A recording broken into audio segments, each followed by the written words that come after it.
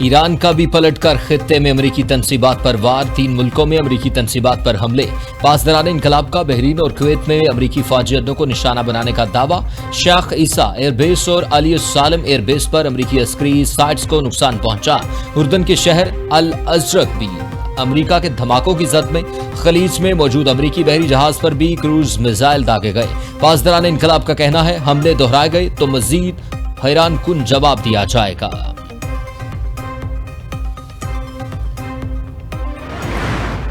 ایران میں امریکی حملوں میں تیزی، مفاہمتی یادداشت پر دستخط کے بعد امریکی حملوں میں 37 ایرانی شہید ہو چکے، ترجمان ایرانی حکومت فاطمہ مہاجرانی کے مطابق بمبور گیریزن پر امریکی حملے میں شہید 7 ایرانی فوجی بھی شامل، ایرانی حکام کے مطابق شہید ہونے والے عام شہریوں میں زیادہ تر تعداد خواتین اور بچوں کی ہے۔ ایرانی وزارت صحت کے مطابق ایران پر تازہ امریکی حملوں میں 260 سے زائد افراد زخمی ہوئے۔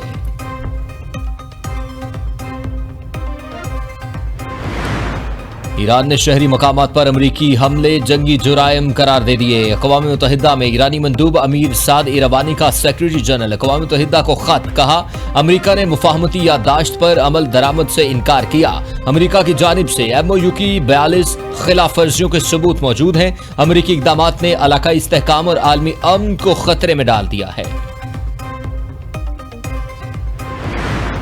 اقوام متحدہ کا امریکہ اور ایران پر فوری جنگ بندی کے لیے زور۔ اقوام متحدہ میں انسانی حقوق کے سربراہ نے اپنے بیان میں کہا جنگی صورتحال کی وجہ سے خطے میں انسانی حقوق داؤ پر لگ گئے، خطے کے دیگر ممالک میں شہری املاک پر ایرانی حملوں سے نقصان پہنچ رہا، آبنائے ہرمز کا بند ہونا خطرے کی علامت ہے، اس سے پورے خطے میں معاشی، معاشرتی، انسانی حقوق کے معاملات بگڑ سکتے ہیں۔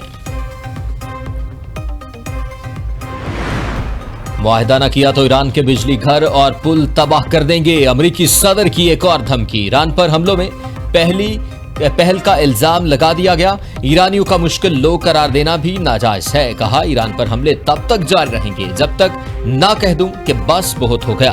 ایرانی قیادت کو ایک موقع دینا چاہتے تھے، بعض شقوں پر تہران کے اختلافات ہی حملوں کے دوبارہ آغاز کا سبب بنے، ایرانیوں نے پہلے گولی چلائی، دوبارہ حملے کیے گئے تو منہ توڑ جواب دیا جائے گا۔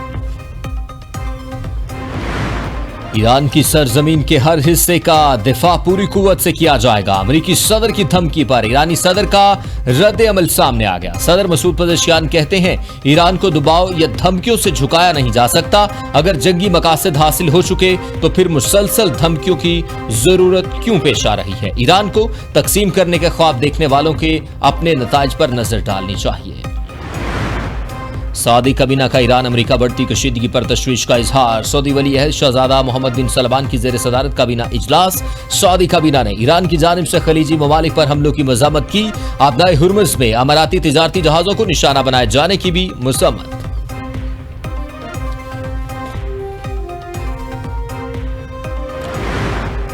امریکہ نے ایران کے خلاف دوبارہ بحری ناکہ بندی نافذ کر دی، مشرق وسطیٰ میں امریکی بحریہ کے 20 سے زیادہ جنگی جہاز اور سینکڑوں فوجی طیارے تعینات، سینٹ کام کے مطابق مقصد آبنائے ہرمز میں تجارتی جہازوں پر حملوں کے لیے استعمال ہونے والی ایرانی صلاحیتوں کو مزید کمزور کرنا ہے۔ دوسری جانب ایرانی نائب وزیر خارجہ کہتے ہیں امریکہ نے دوبارہ بحری ناکہ بندی نافذ کر کے معاہدہ مکمل طور پر ختم کر دیا۔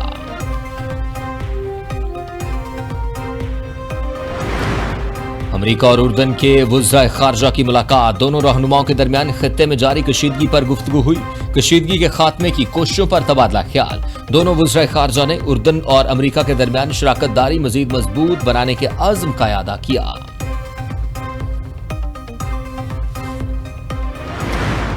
امریکی سینٹ میں سالانہ دفاعی پالیسی بل پر بحث شروع کرنے کی کوشش ناکام، ڈیموکریٹ ارکان نے صدر ٹرمپ کی ایران کے خلاف جنگی پالیسی کو ناقابل قبول قرار دے دیا، اسرائیل کے ساتھ فوجی تعاون بڑھانے کی شق بھی مسترد کر دی گئی، 50 کے مقابلے میں 40 ووٹوں پر بل بحث شروع کرنے کی مخالفت کی گئی، 100 رکنی ایوان میں بحث کے آغاز کے لیے 60 ووٹ درکار تھے۔ امریکہ اور ایران کے درمیان بڑھتی کشیدگی، عالمی منڈی میں خام تیل کی قیمتوں میں مزید اضافہ ہو گیا۔ برنٹ خام تیل 1.72% اضافے کے بعد $86.19 فی بیرل کا ہو گیا۔ امریکی خام تیل 1.4% اضافے سے $80.40 فی بیرل پر پہنچ گیا۔ اماراتی مربن خام تیل کی قیمت 4.85% اضافے کے ساتھ $82 فی بیرل پر ٹریڈنگ جاری۔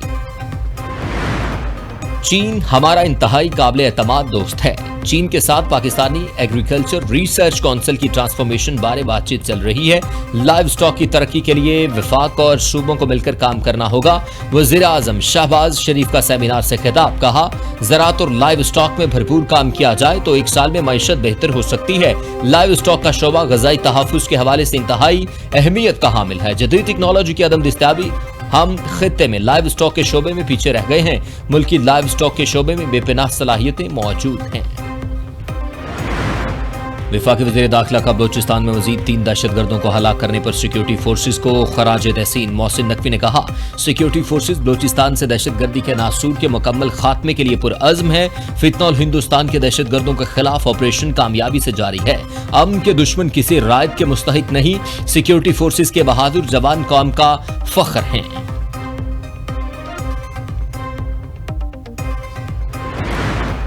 وزیر اعلیٰ سندھ سے پیغام امن کمیٹی کے وفد کی ملاقات۔ وزیر اعلیٰ مراد علی شاہ نے کہا پاکستان کو امن کا گہوارہ بنائیں گے۔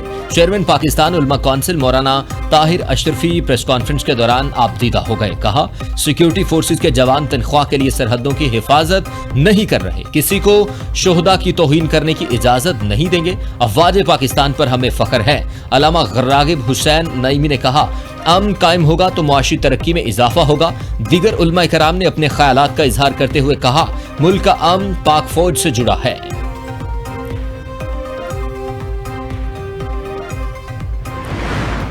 شہداء کی بے حرمتی کسی طور قبول نہیں ہوگی۔ مولانا فضل الرحمان کا شہداء سے متعلق بیان افسوسناک ہے۔ اسپیکر پنجاب اسمبلی ملک احمد خان کی نیوز کانفرنس، کہتے ہیں مولانا کی باتیں سیاسی و اخلاقی طور پر درست نہیں۔ مولانا کو متنازع بیان پر پوری قوم سے معافی مانگنی چاہیے۔ وفاقی وزیر رانا تنویر نے کہا فوج کے خلاف بیان بازی قومی مفادات کی خلاف ورزی ہے۔ مولانا فضل الرحمان کے بیان سے شہداء کے لواحقین کی دل آزاری ہوئی۔ مولانا کو قوم اور شہداء کے لواحقین سے معافی مانگنی چاہیے۔